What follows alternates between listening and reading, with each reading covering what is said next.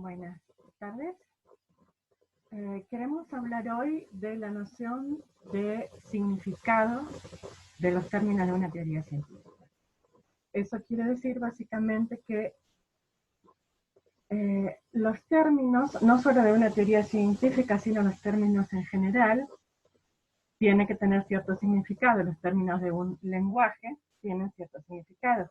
Entonces, lo primero que tenemos que hacer es decidir, bueno, ¿qué significa significado para Carnap?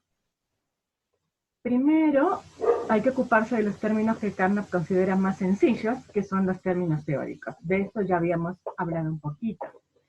Perdón, los términos observacionales. ¿Cuándo decimos que un término observacional tiene significado? Decir que es un término que se refiere a algo observable es lo primero que hay que decir. Tengo entonces un término observacional, ¿ok? Un término es algo así como mesa, ¿sí? Azul, ¿sí? Estos términos son observacionales para Carnap. ¿Qué quiere decir que son observacionales?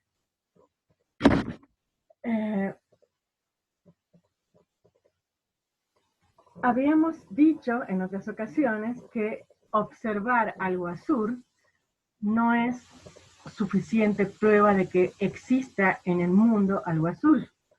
Entonces, lo primero que habíamos dicho es, bueno, lo único de lo cual no tenemos casi ninguna duda es que tenemos nosotros una percepción de azul.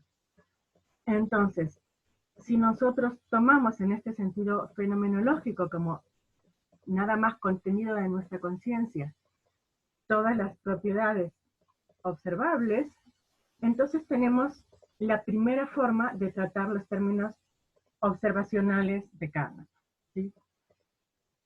Entonces, todo aquel término que refiere directamente a algún dato de nuestros sentidos, sin suponer que estos datos son datos de algo que está en el mundo, todo esto constituye nuestros primeros términos observacionales, ¿sí? Con esto nosotros podemos formar enunciados como hay una mesa delante de mí, ¿sí? Que son verdaderos si ciertos estados sensoriales se dan en conjunción.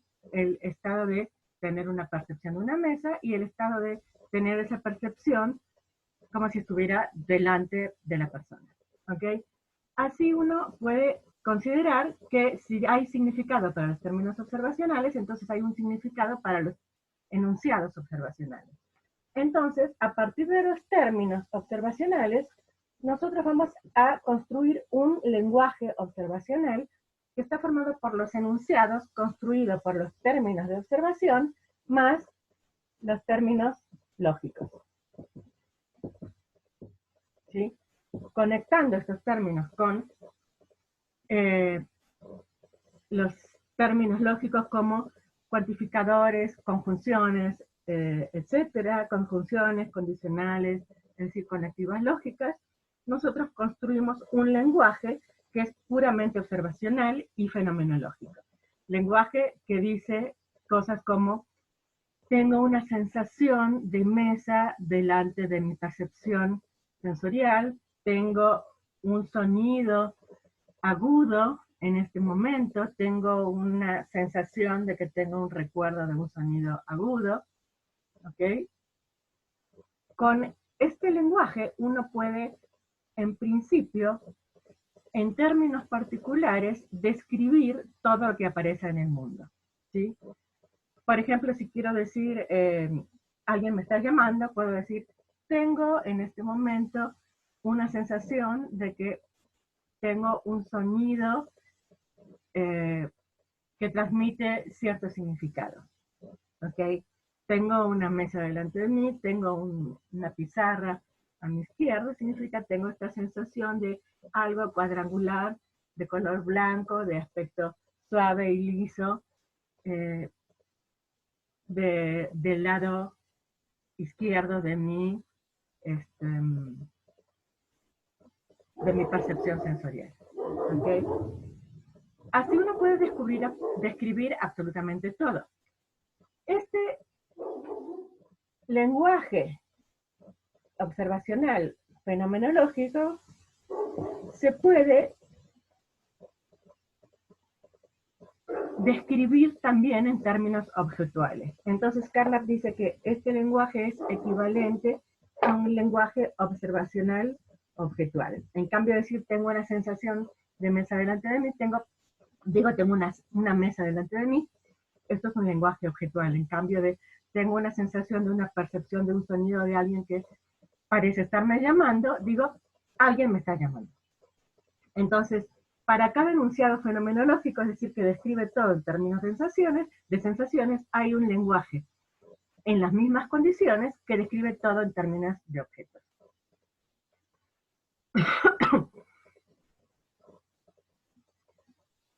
El lenguaje en términos de objetos sería un término realista. Ahora bien, habíamos dicho en sesiones anteriores que no hay nada observable que me permita distinguir entre un enunciado fenomenológico y un enunciado objetual. Es decir, si yo digo tengo una mesa delante de mí o tengo una sensación de mesa delante de mí, todas mis sensaciones contribuyen a la verdad de ese enunciado o a la falsedad si fuera falso y no hubiera delante de mí una mesa. Y no hay ninguna sensación extra que me permitiera decir si este conjunto de sensaciones es un conjunto de oraciones respecto de un estado sensorial o respecto de un mundo externo. Las dos cosas, es decir, bueno, esto es algo interno a mi conciencia y decir esto es algo externo a mi conciencia, son dos afirmaciones no contrastables, porque no hay nada empírico que me pueda dar información adicional para decidir entre las dos. Entonces, tanto la posición fenomenológica como la objetual son metafísicas y por lo tanto son asignificativas porque no hay nada empírico que le pueda proporcionar significado a la afirmación.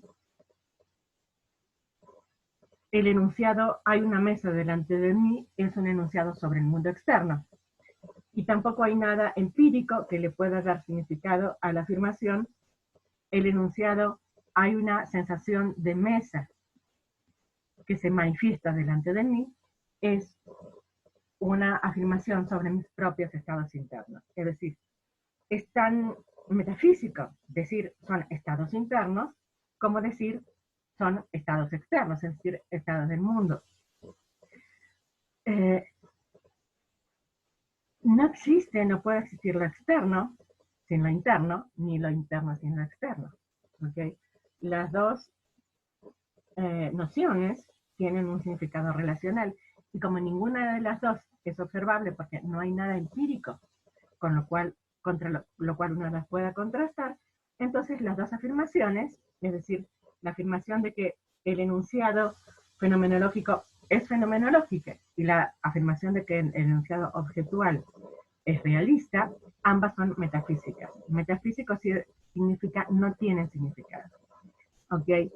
El significado entonces los da este conjunto de fluir de sensaciones que nosotros, cada uno de nosotros, experimenta y respecto del cual no tenemos nada más que decir adicional. Es decir, no podemos decir si estas sensaciones son internas o son externas. Nada más son un conjunto de sensaciones.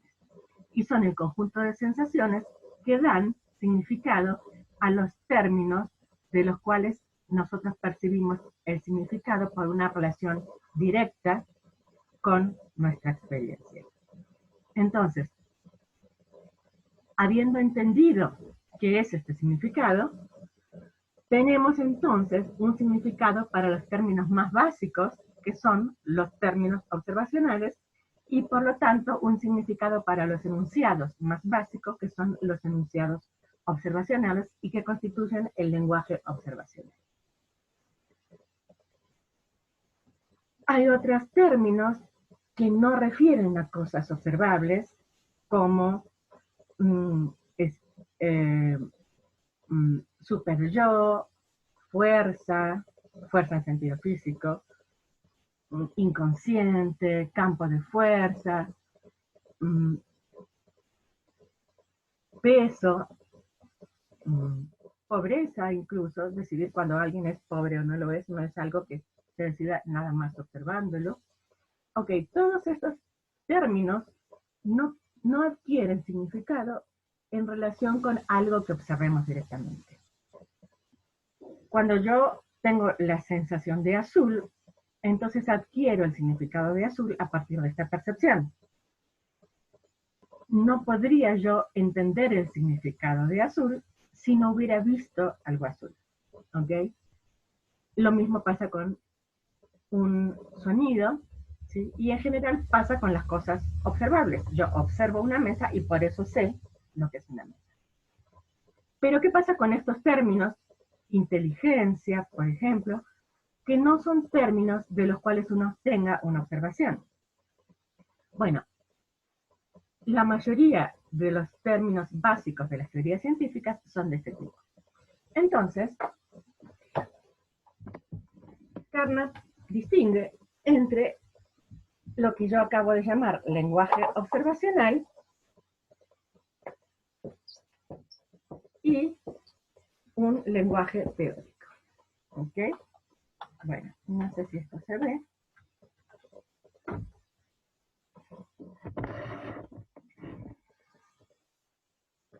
¿Qué es un lenguaje teórico? Bueno, para construir un lenguaje teórico necesitamos, primero, en el lenguaje como conjunto de símbolos, un vocabulario. Entonces, vamos a agregar a nuestros términos observacionales términos teóricos cuyo conjunto vamos a llamar un vocabulario teórico. Entonces tenemos un vocabulario teórico que se opone al vocabulario observacional. Tenemos en este vocabulario teórico entonces ciertas palabras, por ejemplo en física tenemos en el conjunto del vocabulario teórico, tenemos fuerza, masa, aceleración, campo de fuerza, etc. ¿Ok? Con estos términos teóricos, a partir de nuestra estructura lógica, construimos enunciados como la fuerza es igual a la masa por la aceleración, o, no sé, la energía es proporcional a la masa. Ahora la pregunta es, si todos estos términos son tales que no refieren a cosas observables, entonces, ¿cómo adquieren significado? Si adquieren significado, entonces son significativos, y si no hay manera de asignarles un significado, entonces serían términos asignificativos, y por lo tanto, los enunciados que armamos a partir de ellos, las combinaciones de símbolos, no serían proposiciones y no serían verdaderas ni falsas. En el nivel lingüístico no serían enunciados, y en el nivel semántico no serían proposiciones. ¿Okay? Serían pseudoproposiciones, como son las proposiciones que Carnap llama metafísica. Entonces, los primeros intentos, los que Carnap propone en sus primeros tiempos,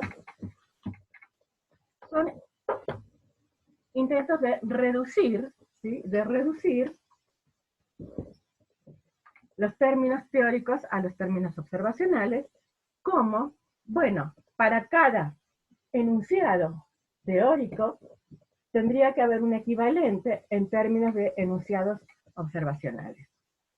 ¿Sí? Entonces, para el enunciado, por ejemplo, Juan es pobre, tendría que haber un enunciado equivalente que dijera Juan tiene cierto conjunto de características observables. Por ejemplo, no tiene más de, no sé, 1.000 pesos, no tiene más de una camisa, no tiene zapatos, no tiene casa, etcétera, etcétera. Si yo consiguiera encontrar un conjunto de entidades observables, tal que me permitieran construir un conjunto de enunciados observables Y tal es que este conjunto de enunciados fuera verdadero sí y solo sí, es verdadero el enunciado Juan es pobre, entonces el enunciado Juan es pobre sería reducible a aquel conjunto de enunciados, y si esto yo pudiera hacerlo con todos los enunciados que incluyen la palabra pobre, entonces quedaría reducida la palabra pobre a cierto conjunto de propiedades, y el significado de la noción pobreza quedaría reducido a un conjunto de términos, perdón, de significados en términos observacionales. Un término sencillo como salado, cuando digo X es salado, podríamos intentar reducirlo porque salado no es directamente observable. Bueno, quizás es directamente observable por el sabor, ¿sí? Pero en términos químicos, la noción de salado no es directamente observable. Entonces, si pudiera poner acá algo que sí es observable, entonces el término salado sería reducible a un término observacional. El término tener sed, X tiene sed, nuevamente no es directamente observacional. Yo no observo cuando alguien tiene sed, quizás sí observo cuando yo tengo sed, pero no cuando los demás. Entonces, si yo pudiera poner acá un conjunto de conductas que una persona ejecuta siempre que tuviera sed, por ejemplo, X toma agua,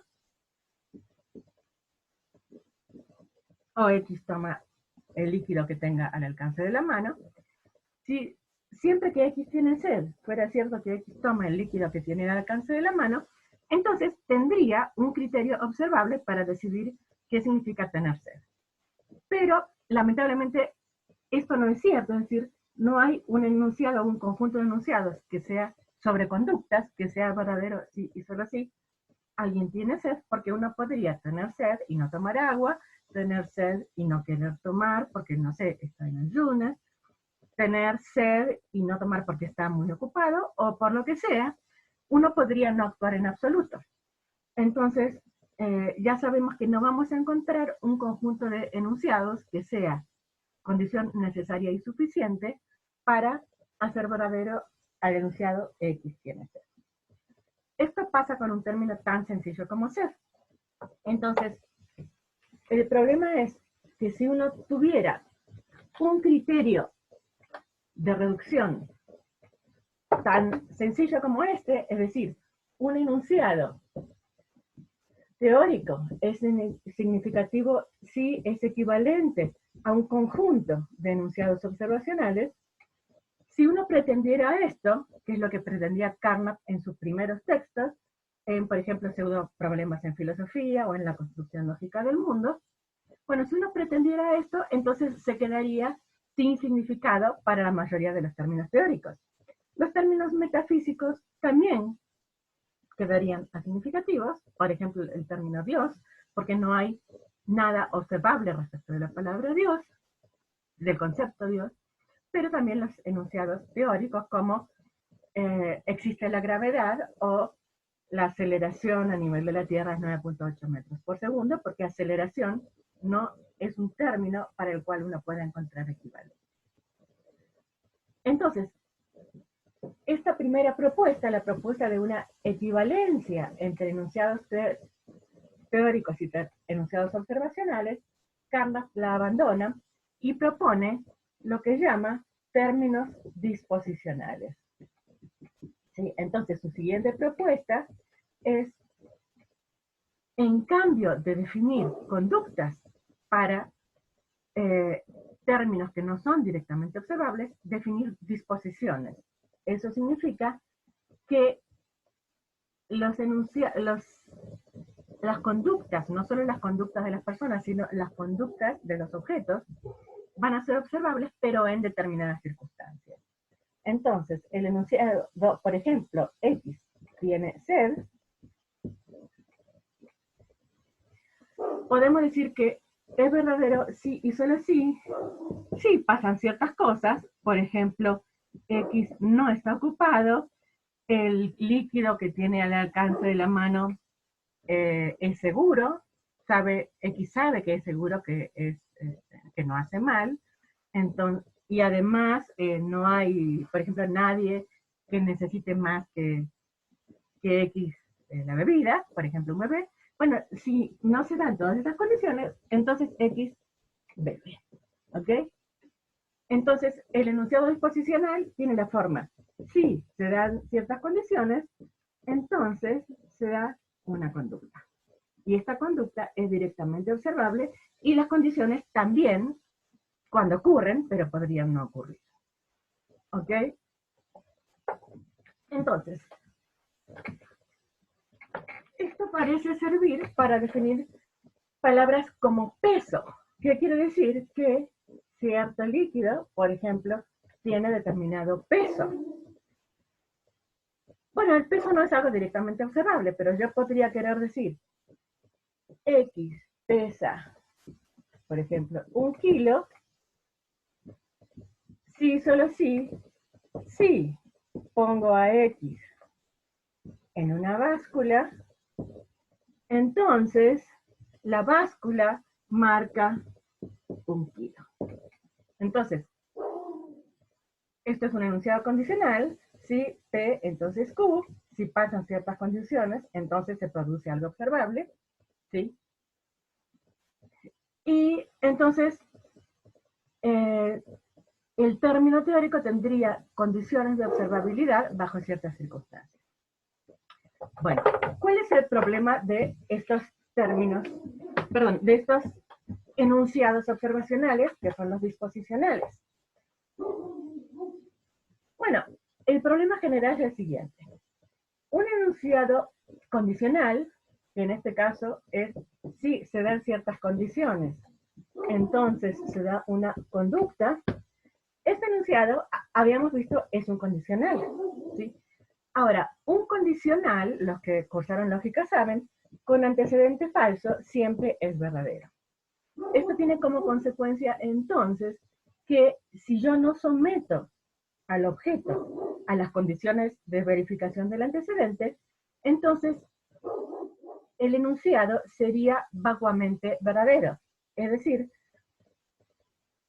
todas las cosas pesarían 1 kilo si yo no las pesé, y todas las personas tendrían sed si no se dan las condiciones adecuadas para que tomen agua, porque la condición que haya agua a su disposición y que sea salubre y que X no tenga ninguna razón adicional para no tomar, esto podría no darse. Y entonces, si eso no se da, por ejemplo, no sé, para el pizarrón, no se van a dar nunca las condiciones porque el pizarrón nunca necesita, digamos, tomar agua, entonces el pizarrón tendría vacuamente sed. Y lo mismo podría decir que este plumón es soluble en agua porque si yo lo pusiera en agua, se disolvería, pero como nunca lo voy a poner en agua, entonces es vacuamente verdadero el condicional: si lo pusiera en agua, se disolvería. ¿Ok? Porque tiene antecedente falso, yo no lo pongo en agua, por lo tanto el condicional es verdadero. Entonces, esta segunda posibilidad de reducción no es aceptable y Carnap propone la tercera posibilidad. Ya para el carácter metodológico de los conceptos teóricos, Carnap tiene una posición mucho más débil. Su posición es: los términos teóricos no se pueden reducir a enunciados observacionales. ¿Qué es lo que tenemos entonces? Tenemos una reducción parcial y global. La idea es la siguiente. Yo tengo en una teoría científica cierto vocabulario observacional, al cual le damos significado del mismo modo que hablamos antes. Y con este vocabulario observacional yo puedo construir un lenguaje observacional. Además, necesito un vocabulario teórico, que es el vocabulario que tiene todas estas cosas que no son observables. Con él construyo, con él más el vocabulario observacional, a veces o a veces no, yo construyo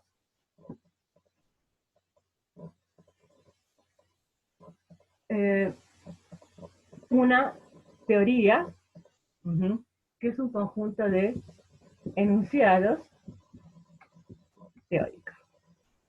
Entonces tengo un conjunto de enunciados observacionales más un conjunto de enunciados teóricos, ¿sí? Ahora, ¿cómo le doy sentido a estos términos? Hasta ahora lo único que hice fue proponerlos, pero todavía no tienen significado. Por sí mismos, entonces no van a tener significado, y tampoco puedo hacer una equivalencia entre enunciados teóricos y enunciados de observación. La idea es, en cambio, la siguiente. Si yo tengo enunciados teóricos,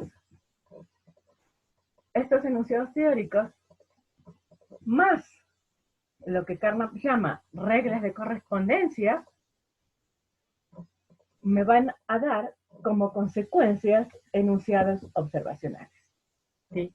Esto es una condicional, es decir, en una sola dirección. No hay un bicondicional entre enunciados teóricos y enunciados de observación. Los enunciados teóricos tienen consecuencias en la observación. Pero ¿cómo se hace para que tengan consecuencias? Se necesitan estos enunciados de correspondencia. Estos enunciados de correspondencia me dicen cuáles son las condiciones en las cuales yo puedo verificar un enunciado. Por ejemplo, me dicen cómo medir la masa, cómo medir el peso. Mido el peso, por ejemplo, con una báscula, ¿sí? Mido la masa, bueno, con una proporción entre peso y volumen, en donde el peso y volumen tendrían condiciones claras de verificación. A veces, a partir de un solo enunciado teórico, yo, más sus reglas de correspondencia, no puedo inferir enunciados de observación. Entonces, una consecuencia es que esta inferencia es una inferencia de un conjunto de enunciados. Es decir, un enunciado solo no tiene significado por sí mismo. Un enunciado teórico tiene significado si y solo si de él más otros enunciados de la teoría, más reglas de correspondencia, yo puedo inferir entonces por lo menos algún enunciado observacional. ¿Ok?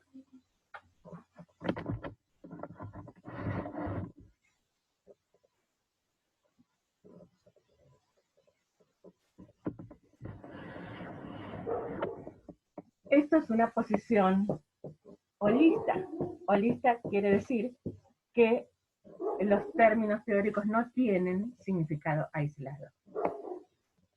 Además, es una noción que implica un significado parcial para los términos. Es decir, yo no puedo dar un significado aislado, decir, por ejemplo, masa significa esto, y dar una característica observable. Masa significa que cuando, no sé, cuando lo golpeo, siento una resistencia. No, eso no ocurre. Un enunciado aislado, perdón, un término aislado en un enunciado que no contenga otros términos teóricos observacionales, no tiene significado, ¿sí? El significado lo tiene toda la teoría. Entonces, ¿qué quiere decir masa? Bueno, masa, volumen, aceleración, son todos términos cuyo significado depende unos de los otros. Lo mismo en la teoría, por ejemplo, del cielo de Aristóteles, uno diría, bueno, ¿qué significa planeta, tierra, luna, sol? Son términos que tienen significado interrelacionado, ¿sí? Planeta es el conjunto de ciertos astros que están en el cielo, conjunto que es distinto del conjunto de planetas que nosotros consideramos ahora, porque para Aristóteles la Tierra no era un planeta y para nosotros sí. Entonces, digamos que Tierra, luna, estrella, sol, todos esos términos solo tienen significado en relación unos con otros. Y tienen significado por las consecuencias observables que tienen ellos en conjunto, ¿sí? Y a partir de ciertos criterios observacionales que son estos enunciados de correspondencia, ¿sí? Todas las ciencias tienen estos enunciados de correspondencia. Por ejemplo, yo puedo definir anemia. Bueno, ¿qué es la anemia? Bueno, es la disminución de los glóbulos rojos, pero eso no me alcanza porque eso no es observable. Entonces, ¿qué significa anemia? Bueno, anemia es algo que ocurre sí y solo sí en ciertos. Cuando yo desarrollo, esto es un condicional, ciertos test de laboratorio, el resultado me da menos de X unidades por centímetro cúbico, por ejemplo. No es posible, como consecuencia de esto, cambiar el significado de un término sin cambiar las demás. Ok, cuando yo agrego entonces un término, como el significado es holista y este término se define en relación con los demás, yo podría agregar un término aislado, pero si lo agrego dentro de los conceptos básicos de la teoría, es posible que se modifiquen los demás términos, ¿sí? Es interesante que Carnap habla levemente de revolución científica, igual que después va a ser Kuhn, en el caso en donde uno cambie todos los términos globalmente, todos los términos de una teoría, y pase a otra concepción distinta. Como todos cambian juntos, entonces todos los significados cambiarían de significado si yo cambio el significado de uno. Como se ve, esta es una posición mucho más débil que la propuesta original del positivismo lógico. Ya no queremos una reducción de los términos teóricos, ya no queremos decir todos los términos tienen significado observacional, sino que los términos teóricos tienen entonces significado parcial por sus consecuencias. Pero si a mí me preguntan, bueno, ¿cuál es el significado de masa? Yo no puedo dar un significado de masa que sea independiente de todo lo demás. Y tampoco puedo dar un significado completo porque solo tengo un significado parcial. Es decir, hay una parte del significado que no se puede definir. Esto es importante porque esto demarca la distinción entre los enunciados científicos, que son significativos, y los enunciados metafísicos. Sigue habiendo un criterio de distinción entre enunciados metafísicos y enunciados científicos. Ahora, los enunciados científicos no son aquellos que son observables o reducibles a entidades observables, sino que son aquellos que tienen consecuencias observables. En cambio, los enunciados metafísicos no tienen por sí mismos ninguna consecuencia observable en absoluto. El enunciado todo está creado por Dios, uno diría, no tiene ninguna consecuencia. Yo podría decir, bueno, la teoría, cierta teoría física, ¿sí?, me puede explicar como consecuencia observacional el estado actual del mundo, del universo, digamos. Por ejemplo, un estado formado por ciertas estrellas que están en expansión en el sentido de separándose unas de otras, ¿sí? Tengo acá una teoría física y astronómica que me explica todo esto, ¿sí? Ahora, ¿qué pasa si yo digo, bueno, a su vez esta teoría fue creada por Dios? ¿Qué consecuencia observable tiene esta tesis, la tesis que dice todo fue creado por Dios? ¿Qué consecuencia observable tiene? Uno diría, bueno, parte de sus consecuencias observables es esto de acá abajo, es decir, que las estrellas se están alejando. ¿Por qué? Porque todo fue creado por Dios, tiene como consecuencia, también Dios creó la teoría física y la teoría astronómica, de acá se sigue, todas las estrellas se están alejando. Ok, ahora la pregunta es, si este enunciado tiene significado, entonces tiene que haber cierta consecuencia observacional distinta de las que tenga la teoría física que este enunciado tenga por sí mismo. Es decir, si la teoría física tiene ciertas consecuencias y el enunciado Dios existe no es vacuo o asignificativo, entonces este enunciado tiene que tener cierto significado adicional al, al, al significado que tienen estas consecuencias. ¿Okay? Es decir, el enunciado no tiene que ser prescindible. Ahora, como yo todo lo que puedo explicar con el enunciado de arriba lo puedo explicar perfectamente con la teoría física, entonces se sigue que la teoría original no tiene consecuencias observacionales adicionales a la teoría y por lo tanto es un enunciado asignificativo. Es decir, los enunciados tienen que tener consecuencias, pero no tienen que tener consecuencias vacuas, ¿sí? Digamos que, vamos a poner el ejemplo en términos más abstractos. Digamos que yo tengo una teoría que tiene cierta consecuencia. Ok, de acá se sigue que esta teoría, en conjunción con cualquier otra cosa, con un enunciado cualquiera, va a tener también estas consecuencias, ¿sí? Si yo tengo la teoría que dice hoy es lunes, entonces se sigue que hoy hay clase de lógica. Ahora, si hoy es lunes y, no sé, tengo el pelo largo, entonces también hay clase de lógica, porque tener el pelo largo es una información adicional, pero es vacua. Entonces, para que este enunciado tuviera significado a partir de esta consecuencia observacional, tendría que ser no solo posible que del enunciado en conjunción con otros se derive la consecuencia, sino que además, si yo elimino el enunciado, de las otras afirmaciones no se pueda seguir el enunciado. ¿Ok? Si yo elimino el enunciado y la consecuencia se mantiene, entonces su intervención en la afirmación, en el razonamiento original, sería una intervención vacua, ¿sí? Pongamos otro ejemplo, ¿sí? Si tomo frío, de acá se sigue que me resfrío, ¿sí? Que estornudo, digamos, ¿sí?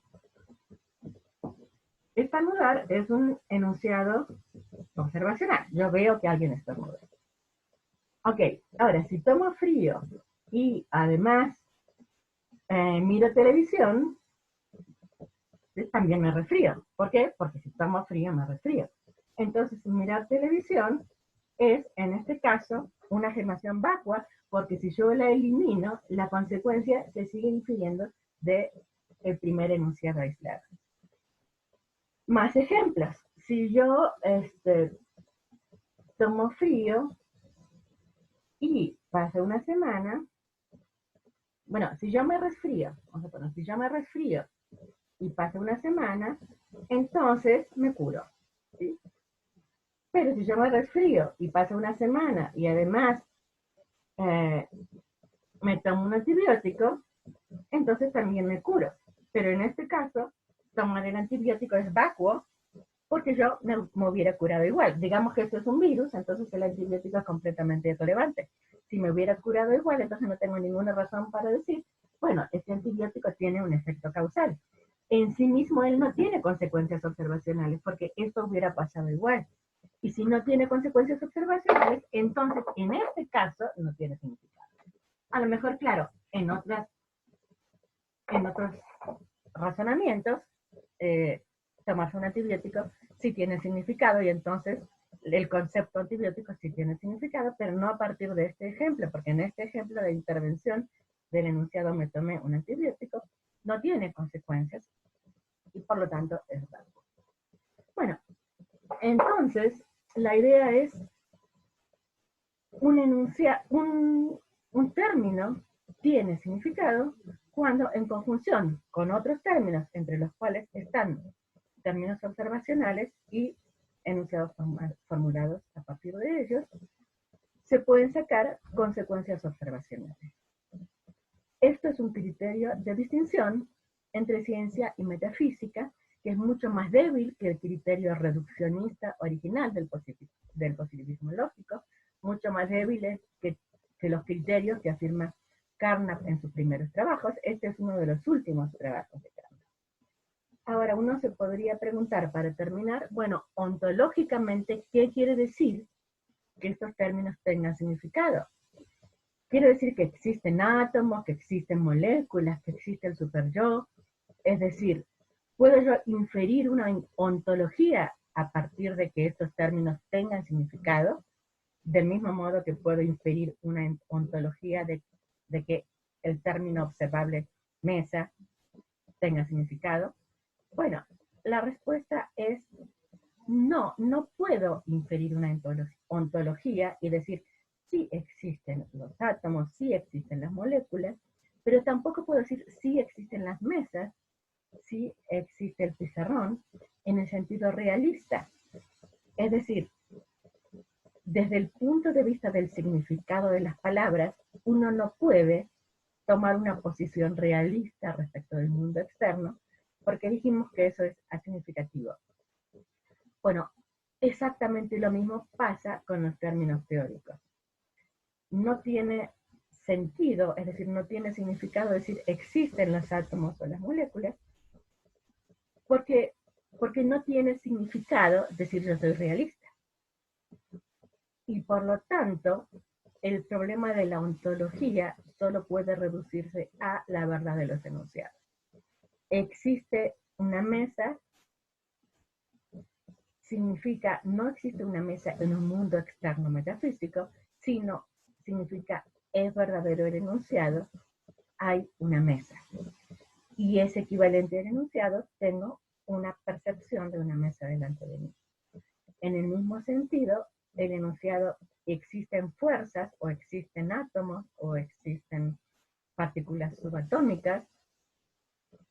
Lo único que quiere decir es verdadero que existen partículas subatómicas, y no significa existen partículas subatómicas en el mundo real, porque eso sería metafísico. Entonces, el problema de el realismo respecto de los términos teóricos queda para Carnap reducido a un pseudo problema, porque no tendría sentido preguntarse si existen o no existen realmente los referentes de los términos teóricos. ¿Existe el superyo? Sí, en cierto sentido existe. Existe porque existe el superyo, no quiere decir otra cosa que es verdadero el enunciado. Todas las personas tenemos superyo. Y es verdadero el enunciado, todas las personas tienen superyo, significa que existen ciertas condiciones observables en las cuales estamos dispuestos a atribuirles a las personas la verdad del enunciado X tiene superyo. Por ejemplo, cuando X, Juan, digamos, comete un acto fallido, por ejemplo, está pensando en su novia y habla de su mamá, dice mi mamá es muy bonita, cuando está pensando en su novia María, eso sería un acto fallido.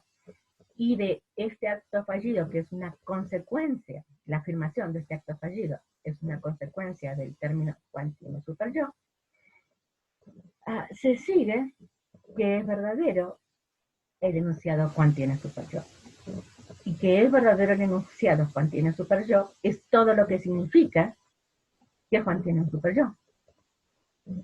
¿Ok?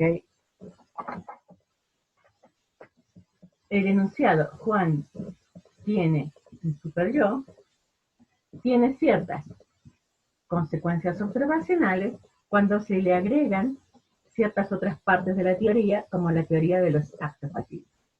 Entonces, ¿qué significa Juan tiene un superyo? Significa que este conjunto de consecuencias observacionales queda verificada. ¿Okay? Si este conjunto de consecuencias queda verificada, de acá se sigue la verdad del enunciado Juan tiene un superyo. ¿Okay? Y eso es todo lo que significa Juan tiene superyo. Que existe el superyo, lo único que significa es que son verdaderos los enunciados Juan tiene super yo, María tiene super yo, mi perro tiene super yo, etcétera, etcétera, porque todos están confirmados a partir de sus consecuencias observacionales. Ahora, esto es importante, que estén confirmados no significa que estén verificados, ¿sí? Los enunciados observacionales se pueden considerar verificados, es decir, podemos asegurar que son verdaderos, pero los enunciados teóricos solo quedan confirmados a partir de los enunciados observacionales. Nunca quedan verificados, es decir, nunca estamos seguros de que sean verdaderos.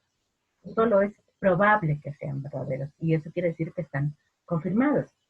Entonces, el criterio de significatividad para términos teóricos no es un criterio de verificación, como había afirmado Hempel en un principio. Es un criterio más débil, es un criterio de corroboración a partir de la experiencia, no un criterio de verificación. Un criterio que me dice, el enunciado tiene significado porque tiene consecuencias observables, pero eso no asegura que el enunciado sea verdadero. ¿Ok?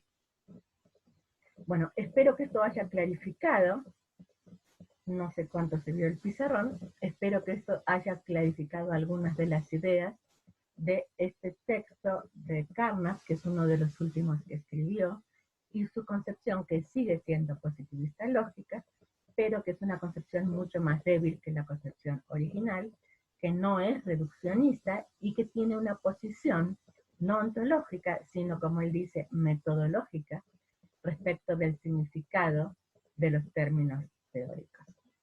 Muchas gracias. Y ahora, cualquier duda, por favor, me escriben.